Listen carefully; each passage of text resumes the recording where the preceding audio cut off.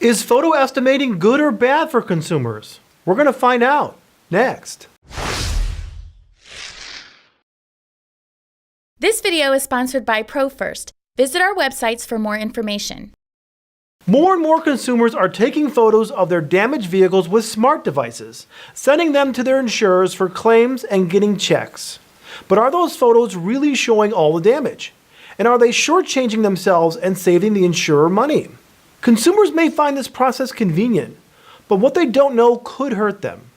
We as collision repair experts know that without an inspection and thorough disassembly of the vehicle, there is bound to be damage that the photos missed.